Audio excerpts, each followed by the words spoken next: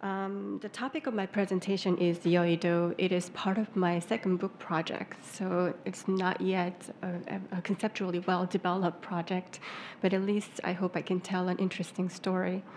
Yoido is a story of a city that struggled to reinvent itself during an era of a state-directed economic development called the Miracle on the Han River.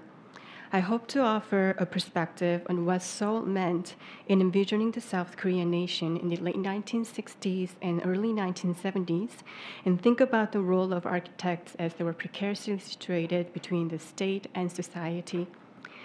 Today, Yoido is a home of major financial apparatuses and the highest skyscrapers in Seoul, befitting of its nickname, Manhattan of Seoul. However, Yoido was initially an alluvial island with a large sandy beach that stretched west to east from Yongsan to Mapo to Dangili and to Noryangjin and Yanghwari in the south. We can guess the peripheral status of Yoido throughout the city's history from its name. Yoido means your island, an island that nobody wants. Although it was part of the Seongjo-simri, the 10-li-wide area outside the city wall during the Joseon dynasty, it was mainly used as a pasture for sheep and goats. In 1916, Japanese colonial government built an airport here, and Yoido was included in the city's jurisdiction by the Keijo urban planning of 1936. The airport continued to exist until 1958, but Yoido faded again from memory when a new airport was built in Gimpo. Therefore, it is only in 1963 that Yoido came to occupy an important place as a city limit expanded to the south of the river. And in 1968, the urbanization of Yoido became a realistic project.